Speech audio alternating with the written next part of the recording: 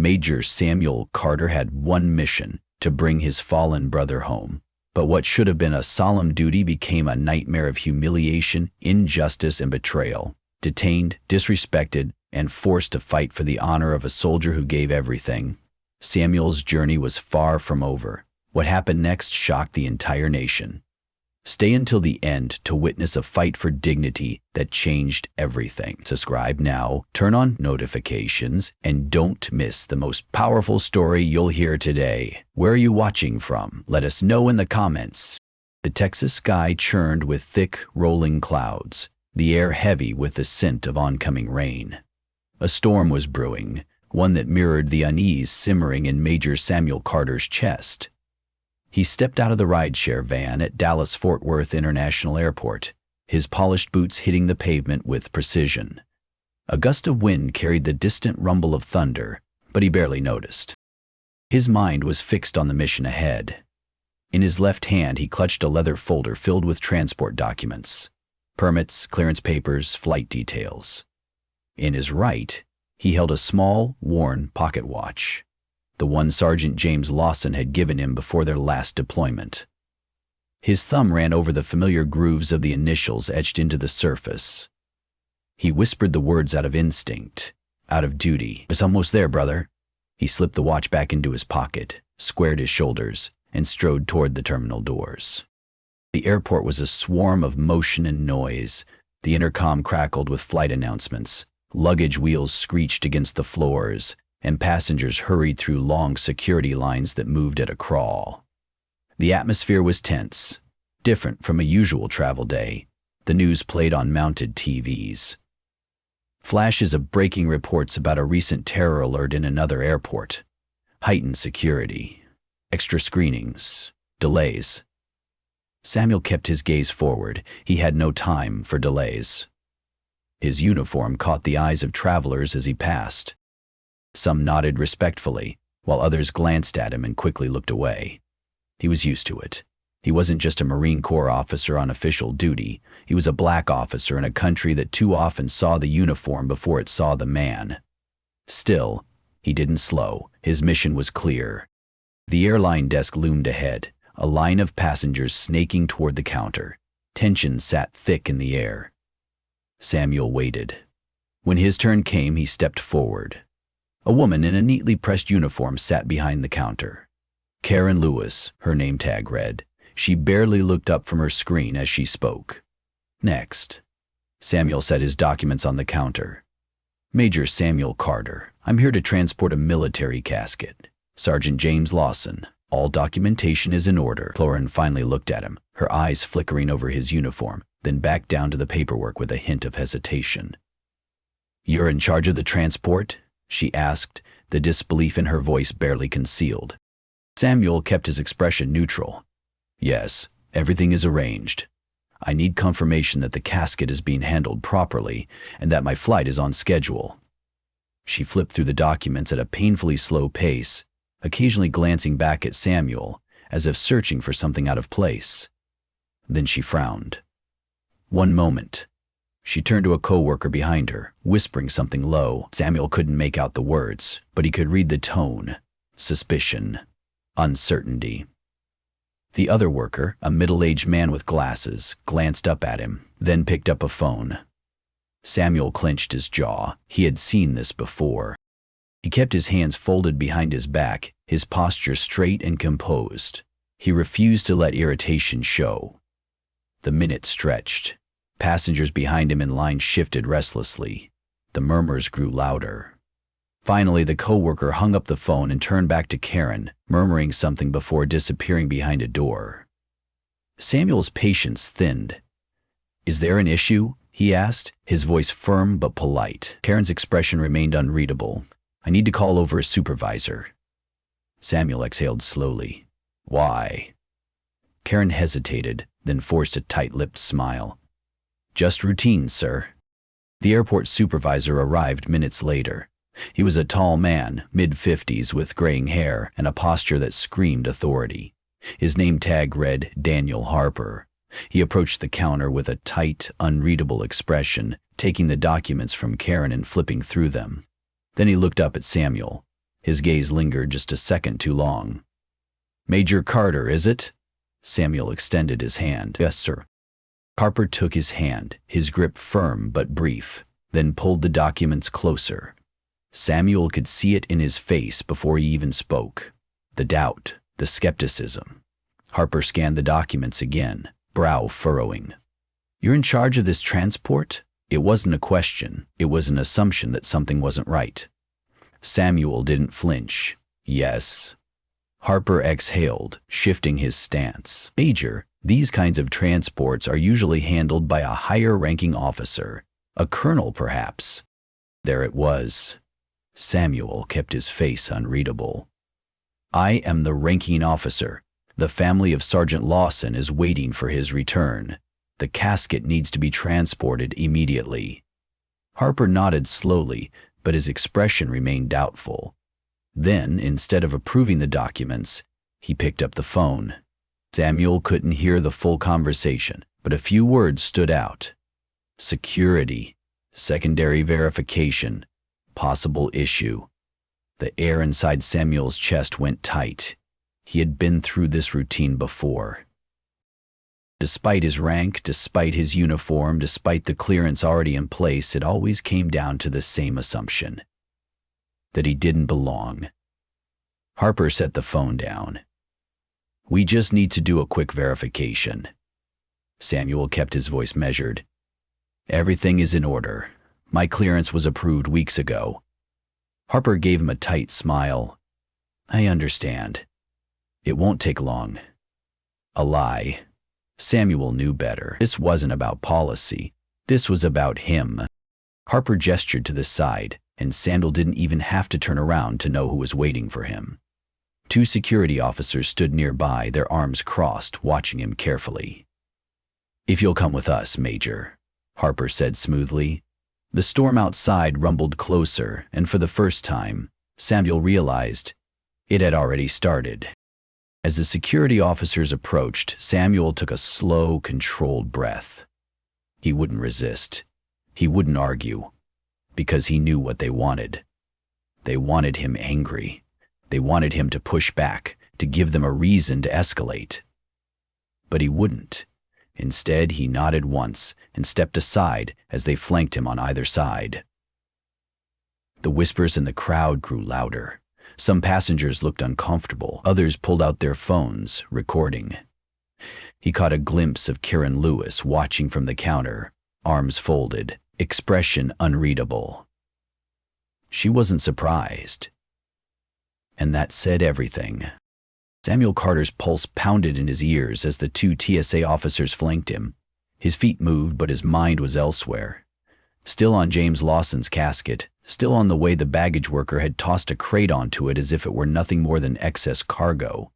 He wanted to turn back, to demand they handle it with respect, but the firm grip on his elbow tightened. "Let's move, sir." His jaw clenched. "Sir." The word sounded almost sarcastic the way it rolled off the officer's tongue. He exhaled, keeping his posture stiff, controlled, even as they led him away from the bustling terminal. Eyes followed them. Some passengers whispering, others subtly recording on their phones. A uniformed man being escorted like a criminal always drew attention. Samuel knew what this was. A power move. A game he had seen too many times before. The walls in the small, dimly lit room seemed to close in as soon as Samuel stepped inside. A metal table sat at the center, a camera positioned in the corner, its blinking red light a reminder that he was being recorded.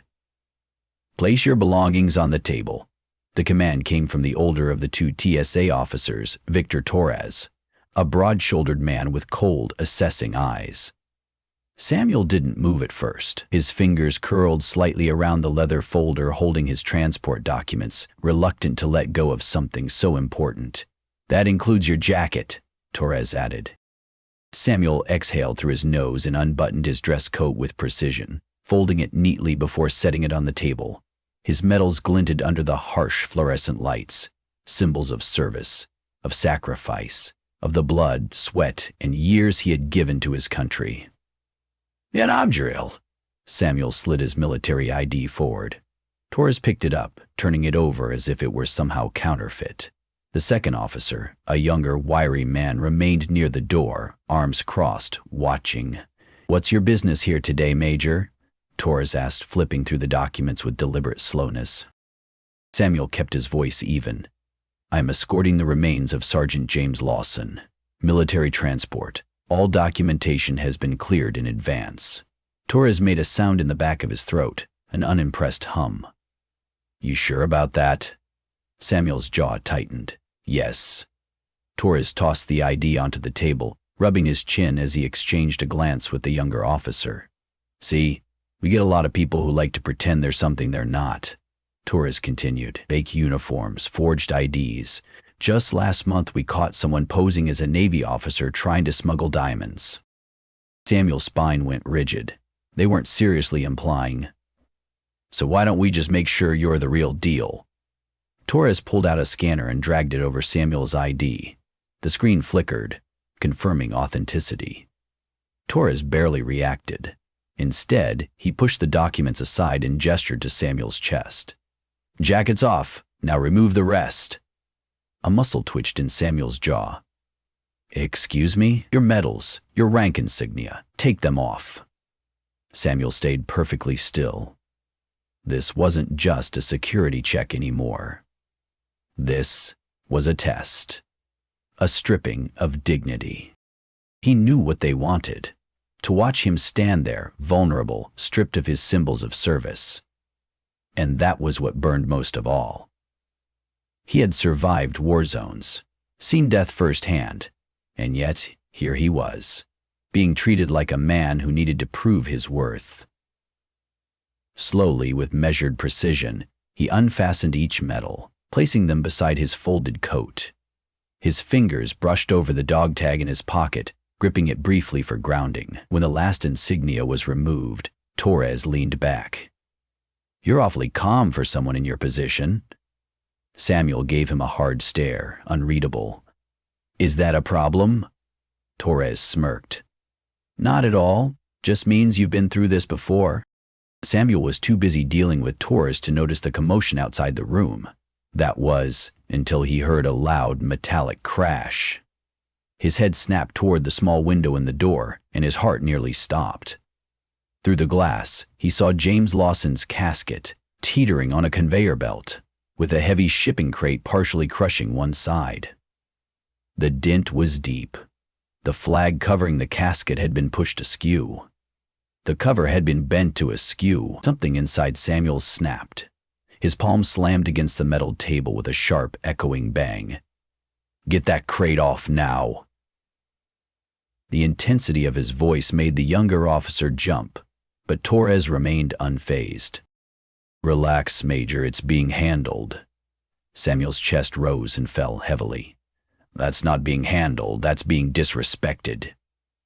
Torres's eyes flicked to the window, then back to Samuel. "Look, I don't make the rules. Cargo is cargo." Samuel's hands curled into fists. James wasn't cargo. He was a man, a soldier who gave everything, and this was how they treated him? Before he could move, before he could get to that door, the younger officer suddenly stepped in front of him. "Please, sir, calm down." Then came the worst part. The hand on his chest. It wasn't a shove, not exactly, but it was pressure, a silent warning. Samuel reacted instinctively, pulling back sharply, his entire body tensing. In seconds, Torres moved, his grip fast and hard as he slammed Samuel against the wall. "That's enough, Major." Pain radiated up Samuel's spine as he forced himself to stay still, to breathe, but the door swung open before things could go further. A deep voice cut through the air like a knife. "What the hell is going on in here?" Everyone turned. Standing in the doorway was an older black man in his mid-60s. Salt and pepper hair cropped short, his frame tall and commanding. He wore civilian clothes, but his posture, his bearing, pure military. Samuel recognized the type immediately. A veteran. The older man's gaze flicked from Torres to Samuel, then to the scattered items on the table. His jaw tightened. "Are you seriously detaining a decorated officer?" Torres released his grip and stepped back, but he didn't look pleased. "This is a routine check." "Bullshit." The veteran stepped into the room, hands in his pockets, but his stance firm. I served with men like him. I know what this is. And I'm telling you right now, you don't want this to go public. The warning hung heavy in the air. Samuel felt the shift immediately. Torres hesitated. And then, as if on cue, a buzzing sound came from the younger officer's radio. Sir, we have an issue. People outside are recording. Torres's face darkened. Samuel glanced at the veteran, and the older man gave him a knowing nod. Help had arrived. Samuel wasn't escorted out in handcuffs, but he didn't get an apology either. As he walked out of the interrogation room, he was met with dozens of passengers holding up their phones, recording everything. The video spread fast. By the time he reached the gate, his phone buzzed with a message from General Boone. We saw what happened.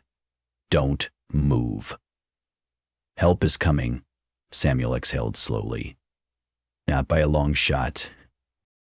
Samuel Carter stood in the dimly lit cargo bay, his fingers still resting on the casket of Sergeant James Lawson.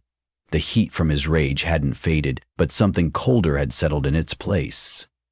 Resolve. If they thought he was going to back down, they were wrong. Samuel reached into his pocket and pulled out his phone. He had one call to make. The line rang only twice before a deep, familiar voice answered. Carter? Samuel exhaled slowly. General Boone. The silence stretched for a beat before the old Marine's tone hardened. I just saw the video. Of course he had. The whole country had. Samuel clenched his jaw. Sir, it's worse than what you've seen. Lawson's casket was being treated like common cargo. No priority, no honor, just thrown in with the rest of the baggage like it didn't mean a damn thing. A long pause. Then Boone's voice dropped to something dangerously low. Who's responsible? Samuel's grip tightened around his phone. The entire damn airport. Another silence, but this time it crackled with unspoken fury. Then Boone spoke. I'm handling this. Stand by. The call ended. And just like that, the storm was about to break. Less than an hour later, Samuel felt the shift. It started with the cameras. Media vans rolled into the airport entrance, reporters scrambling out with microphones and cameramen in tow. The first headlines flashed across TV screens and social media feeds.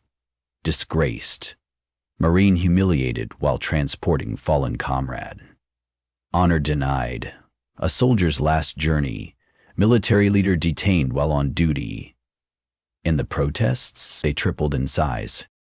By midday, the airport was in full-blown crisis mode. Protesters moved from the entrance to the terminals, filling the hallways, chanting, holding signs. Some were veterans in uniform, others were military families clutching photos of lost loved ones. The chants thundered through the building. Respect our soldiers! Justice for Major Carter! Flights were delayed, crowds were growing restless. Airport officials were scrambling. And Samuel Carter was still waiting. Finally, a group of airline executives and TSA officials approached him near the gate. One of them, a nervous-looking man in a suit, cleared his throat. Major Carter, he started, his voice overly polite. We deeply regret today's events. We would like to offer you... Samuel cut him off. Don't say upgrades. The man blinked, startled. Samuel's voice was sharp. I don't want upgrades. I want respect. The official shifted uncomfortably. One of the TSA higher-ups, a stern-looking woman in a gray blazer, stepped forward. Major Carter, I can assure you that we are launching an internal investigation into the mishandling of your case. Samuel crossed his arms. An internal investigation? That's convenient. I wonder if that would have happened if the cameras weren't here. The woman's face tightened, but she didn't deny it. 30 minutes later, the CEO of the airline himself arrived, flanked by airport officials and federal security representatives. The man-polished executive in his 60s approached Samuel with an outstretched hand. Samuel didn't take it. The cameras were rolling, and the CEO knew it. He cleared his throat, his expression carefully rehearsed. "Major Carter, on behalf of this airline and our entire staff, I sincerely apologize for the treatment you endured today." Samuel said nothing. He just stared at the man, waiting. The CEO hesitated. Then, glancing at the cameras, he continued. "We recognize that mistakes were made in how your transport request was handled. This is unacceptable, and we are implementing immediate changes to prevent future incidents." Samuel's eyes didn't waver. He didn't blink. He didn't nod. He just let the man speak. When the CEO finished, Samuel spoke with measured precision. This wasn't a mistake. A mistake is forgetting a name. A mistake is misplacing a form. This was a series of deliberate choices. Choices that disrespected my rank, my uniform, and most importantly, the man I came here to bring home. The CEO looked deeply uncomfortable. Samuel stepped forward. "You don't owe me an apology. You owe it to Sergeant James Lawson." A heavy silence fell over the room. Finally, the CEO nodded stiffly. "Then allow me to correct that." He turned to the cameras. "On behalf of this airline, we apologize to the family of Sergeant James Lawson. We will ensure his transport is handled with the dignity he deserves." By late afternoon, Samuel's flight was reinstated. A formal escort was assigned to James Lawson's casket, ensuring it received full military honors. As the sun began to dip, the storm that had hovered all day finally broke apart, giving way to a sky painted in soft hues of orange and gold.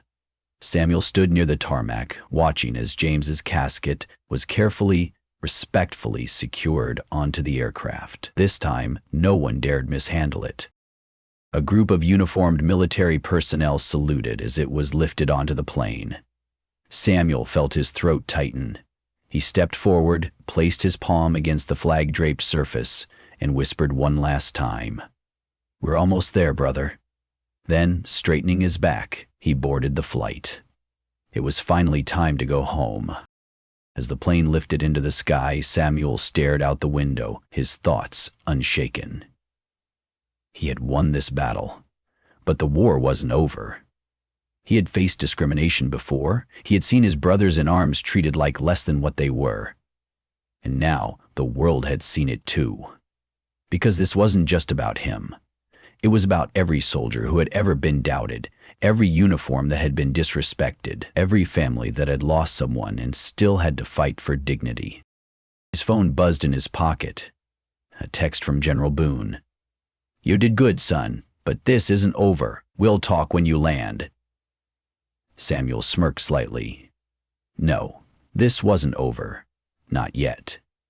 He looked back out at the clouds, and for the first time all day, he let himself breathe. The plane touched down on the quiet airstrip of James Lawson's hometown just before dawn. The sky was still painted in deep shades of blue and gray, the first hints of light creeping over the horizon. The town was small and peaceful, the kind of place where people knew each other by name, where loss was felt by everyone. Samuel Carter sat in his seat for a moment, steadying himself. This wasn't the end of the journey, but it was the hardest part. He rose slowly, adjusted his dress uniform, and walked toward the exit. As he stepped off the aircraft, he saw them. James's family. His father stood at the front, a broad-shouldered man with graying hair and eyes that had seen both justice and sorrow. A retired police officer, Thomas Lawson had spent his life serving others. And now he was here to welcome his son home. James's mother stood beside him, her hands gripping a folded photograph of her son in uniform. She wasn't crying, but her entire body trembled, as if holding the grief inside was its own battle. James's younger sister clutched the hand of a little boy. James's nephew, no older than 6.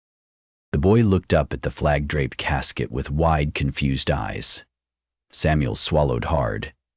He had faced bullets, war zones, and loss before, but nothing compared to the weight of delivering a brother home. As the military honor guard carefully lowered the casket, Samuel stepped forward. Thomas Lawson met him halfway. For a moment, the older man just looked at him, his throat working as he fought for words. Then he reached out. Not a handshake, a firm, bone-deep grip on Samuel's shoulder. "You brought my boy home," he whispered, his voice thick. "Thank you." Samuel nodded once, his own throat tightening. "He wasn't just your son," he said, voice steady but raw. "He was my brother." Thomas let out a breath that sounded like it carried the weight of 1,000 sleepless nights. Then, for the first time, the strong old officer let his tears fall. Samuel stood silent and steady, letting him grieve. Because this moment wasn't about him. It was about James, and the empty space he had left behind. The funeral was held at the town's small military cemetery, where generations of soldiers had been laid to rest. The service was quiet, dignified, heavy with respect. An honor guard stood at attention, rifles at their sides. The flag was folded. The bugler played taps. And then Samuel stepped forward. He had spoken at many memorials before, but this one was different. Because this wasn't just a soldier. This was James Lawson. He took a deep breath, then began. "James Lawson was my brother. Not by blood, not by birthright, but by something even stronger." The wind was still. No one moved. On the battlefield, we don't see color. We don't see rank. We don't see anything but the man standing beside us. The one who will cover you when the bullets fly. The one who will pull you to safety when you're too wounded to move. The one who will fight with you until the end. Samuel paused, his voice rough. James was that man. He never cared where I came from, never cared about the things that divided us. He cared about loyalty, honor, sacrifice. He let his eyes drift to the casket, then back to the faces before him. He saved my life more times than I can count, and I made him a promise. If he ever fell, I would bring him home. Samuel swallowed hard. Today I keep that promise. The silence was thick, raw, full of unspoken grief. Then a lone rifle fired. A 21-gun salute rang through the air, each shot feeling like a final heartbeat, a last echo of a life given in service. James Lawson was home.